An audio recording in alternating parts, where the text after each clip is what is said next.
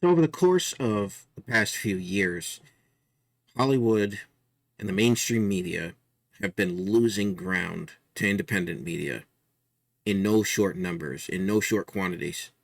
They've been losing general audience interest from what they produce to independent media. But why? Why is it that the independent media has done so good and Hollywood has been in decline? Hollywood still makes millions of dollars, but they're not seeing returns on what they're spending. So why is that? Well, I've seen multiple people say multiple things, and I think most of them have been correct. For one thing, COVID and people being in lockdown had an effect on the theaters, but it shouldn't have had any effect on television. It was a good time to produce television because you were producing things that people were most assuredly going to see. But that wasn't the case.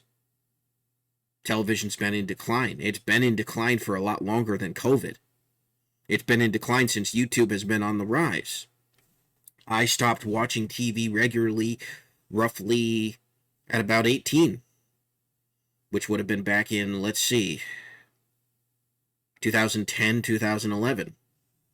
That's when I stopped regularly tuning into TV because every time I did, it was like, well, there's really nothing on. Occasionally, there were still shows that I liked. I think that was about the era of animation, the last good era of animation or decent era of animation, even though I was a bit older. I still was appreciating, I was still watching Cartoon Network, Nickelodeon, Disney, because I liked animation and I liked some of the sitcoms. The Disney sitcoms just got so unwatchable, I just couldn't watch them. But a regular, like a Home Improvement, Boy Meets World, or a Friends style sitcom just wasn't around. I mean, there were a couple that were trying, but they really weren't. They didn't have that same feel. They didn't have the same likable characters. The fact that people still wear Binford Tools t-shirts, Friends t-shirts, that tells you how successful that was. The sitcom is not dead, but Hollywood has abandoned it by and large. Or they've scaled it back, or they've tried to retool it into something that it isn't. But it's still, those old series still resonate with people. They have the complete box sets, they watch them regularly, they share them with their kids that they've had. But they're struggling to keep up with the independent. What has the independent got that Hollywood doesn't? They certainly don't have the budget. None of us who produce independent content have anywhere near the budget of Hollywood. We don't have access to the talent, to the facilities. We don't have any of that. So what do we have? Creativity. A lot of us have creativity. I don't consider myself to be that creative, so I kind of exclude myself from the creativity, at least in comparison to some others.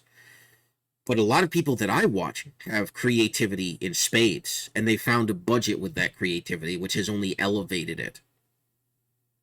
But Hollywood has the creativity, the budget, or they used to have the creativity, and then they lost it. I don't know who it is. I think when the bean counters start making the creative decisions, I think that's when you run into problems. When you get people who are otherwise good with finance starting to make creative decisions or be involved with creative decisions or tell a director, a writer, producer, hey, I think we should go in this direction with this based on the financials of it all. I think that's when you start to see legitimate problems and you start to see a lack of actual creativity as a byproduct because they're so concerned about what they think will be profitable. The independent creator isn't concerned about that. The independent creator is concerned about, we want to retain our audiences. We want our audiences to enjoy what we produce. So we try to make it as enjoyable and as relatable as possible. If it's just talking like I do, I want to make sure that I'm talking about things that people want to talk about or people want to listen to or people want to engage with. That's another thing, is there's an engagement element with YouTube in the comment section and with Rumble in the comment section and Odyssey and all of these video sites that are popping up now. There's an engagement aspect to it, where there wasn't an engagement aspect with television and with movies. There was only what you did when you gathered with your friends and families. That was as far as the discussion about it went. But with YouTube, you can do an entire show based on what's going on in the mainstream or based on an independent video. You can respond to videos. You can do all of these sorts of things. So it's no secret that they're losing, and they have been losing to independent media. Now, some people say, well, mainstream will always have the broader appeal. Mainstream will always have the higher budget. Mainstream will always have the experience the independent can't create. But the gap is being bridged so quickly, it's hard to say that anymore. Oh, sure, I couldn't produce a sitcom. As cool as I think that would be to try, I couldn't do it because I don't have nearly the resources, I don't have nearly the budget, I don't have nearly the experience. I can tell you based on viewership what I like and what I dislike, but that's as far as my experience with a situational comedy or television show goes. But as far as producing something like that, there are far more experienced people who are far more qualified to do that. And that's what the mainstream will always have. But a lot of those people are going independent. And that's where the mainstream struggles is they're breaking away from the studio system, they're breaking away from the mainstream industry, and they're going to produce stuff straight to YouTube, straight to Rumble, straight to Odyssey, straight to whatever independent video sharing site or organization there is. They're going direct to the consumer. They're not having to deal with multiple companies. They're just doing it themselves. And that is something that the average content creator has over the independent. They have that ability to be able to give the consumer what they want with very little weight, if any, and they're able to produce something that people feel comfortable with and know what to expect. You can expect Koopa Talks from me. You can expect Let's Plays from me. You can expect Toonie Talks from me. You can expect all those different things.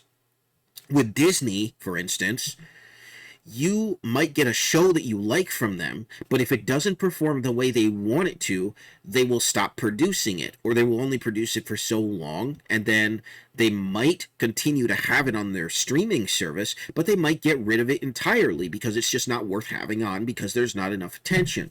That's the downside of streaming and of network television, is that they can pull stuff. With network television, they have syndication, so they can try to get back what they lost in terms of viewership and ad revenue. And in a lot of situations, syndication is where shows find success because their initial runs for a lot of the old sitcoms, the original runs weren't good, but it was in subsequent reruns in future generations that it found success. It found a cult, what they call a cult following. A lot of television found cult followings, and they ended up being more successful. Nowadays, I don't know that you see it as much happening with the mainstream. I don't know that you see that cult following happening. It's either successful out of the gate or it's not. It either engages audiences out of the gate or it doesn't.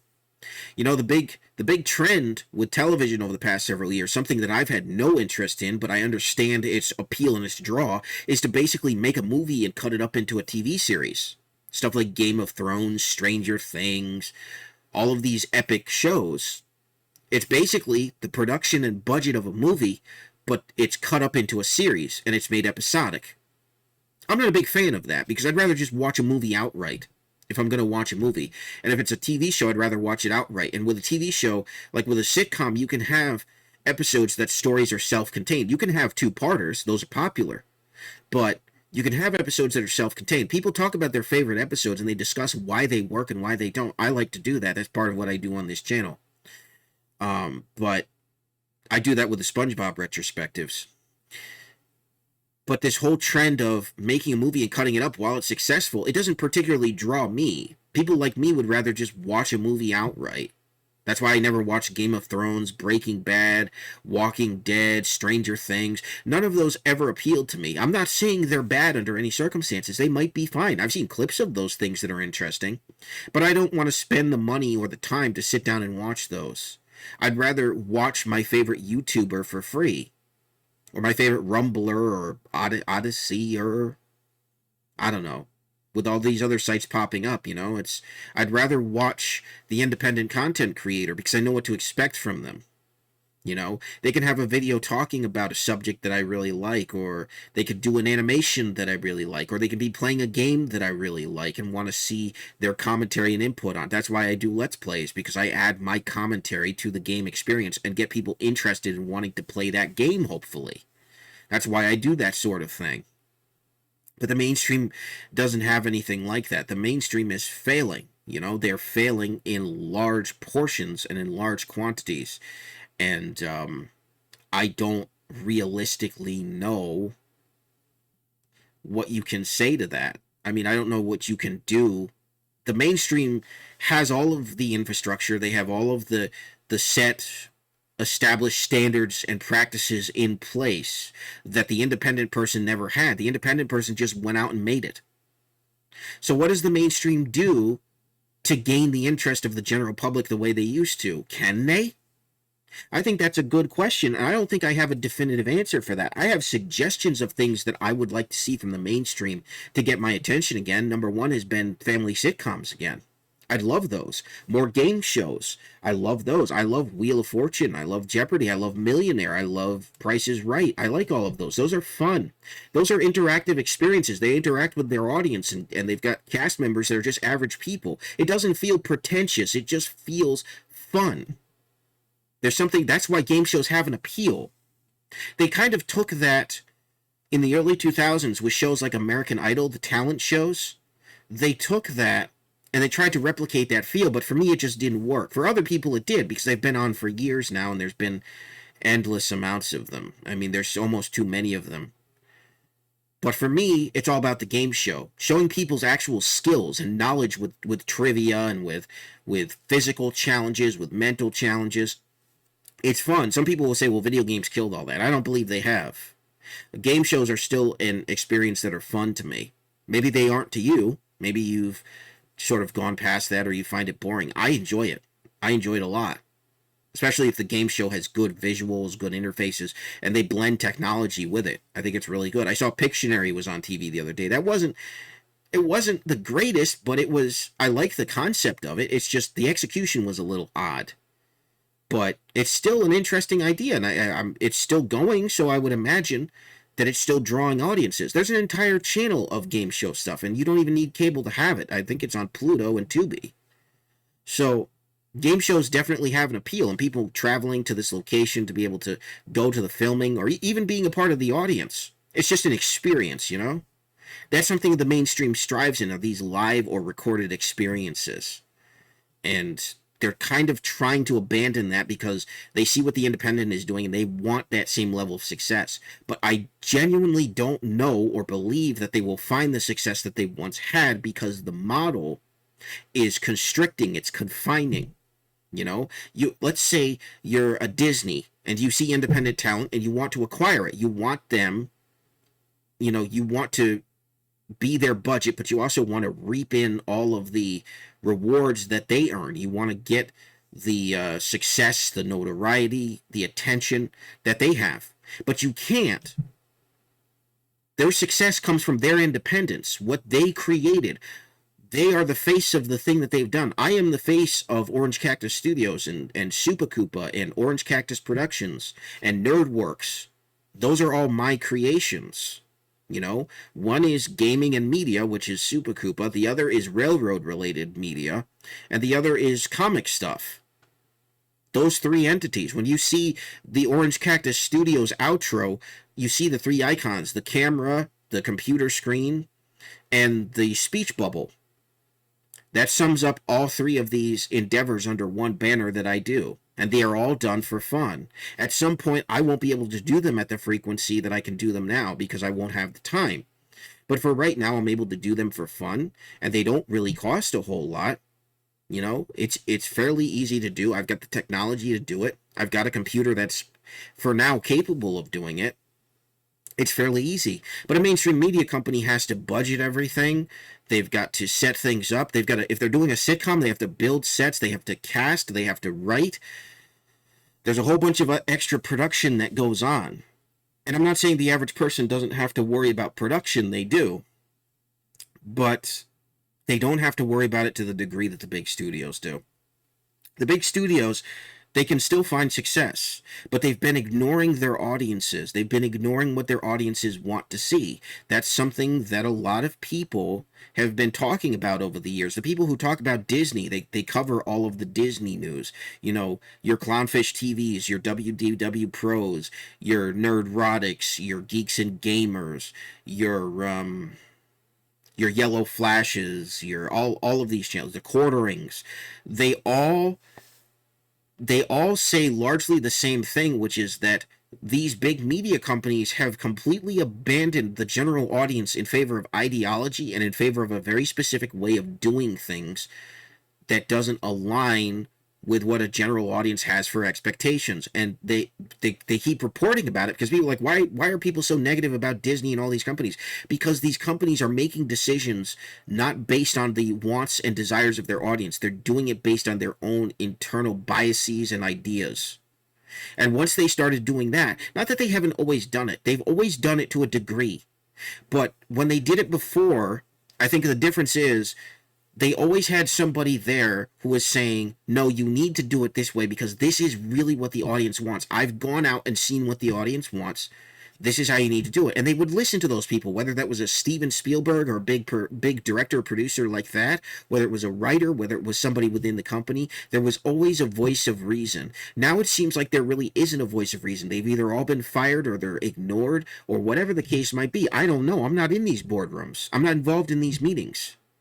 But I do know for certain that if these companies continue to ignore their audiences, they continue to actively not just ignore their audiences, go out of their way to disrespect them because their writers and producers are so arrogant and ideological. If they continue to do this, then they will lose more and more revenue. They will lose more of their audience. Their audiences will have bad word of mouth towards these companies. Like Disney's got such a negative word of mouth.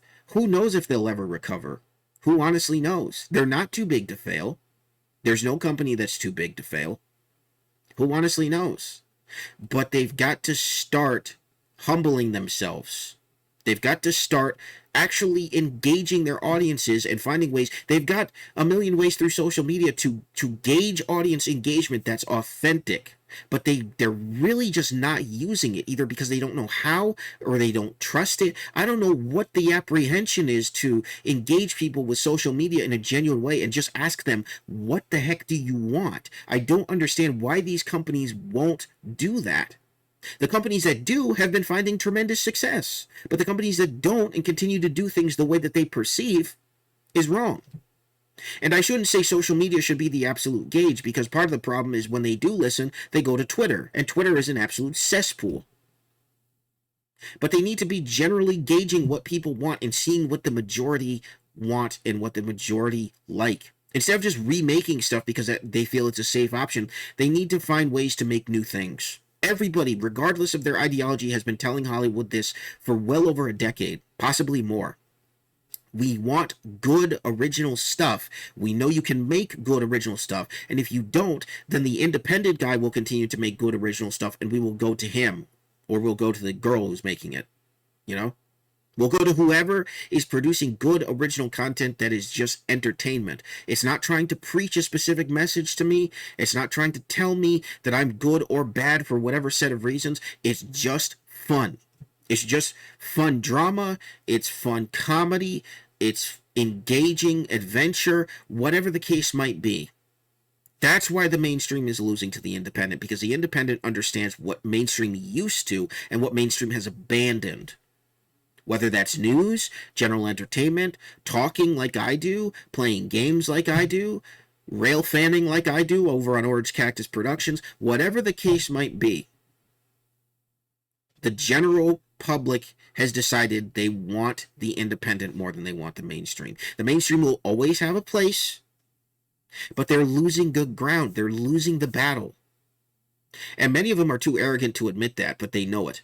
They're sweating bullets behind the scenes. If you don't think that Disney isn't sweating bullets over their losses, over the loss of not only the customers, but the interest and the goodwill, then you're kidding yourself. But they're so dyed in the wool for diversity, equity, inclusion, and their business models that they're not willing to change. They might pay lip service to change. Bob Iger comes out and says, yeah, we're going to lower prices. Yeah, we're going to slow down production.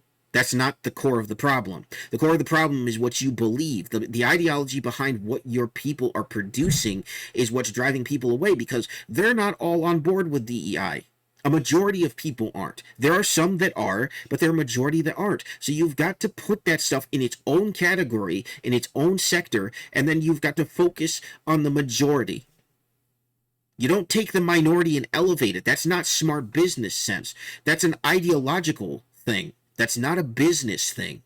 The majority of people, regardless of their ethnicity, their background, their personal beliefs, they want to be entertained. They have long days at work where they're struggling to pay the bills. They want a time to decompress their brain and just enjoy something alone or with family and friends.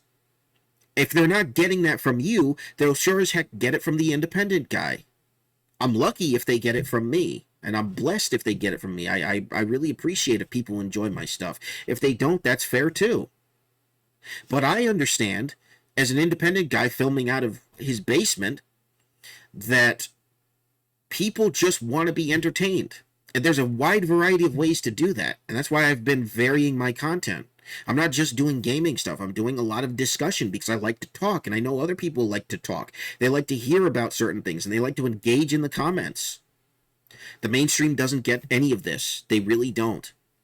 And they'll continue to fail as long as they don't. But what do you think the mainstream needs to do?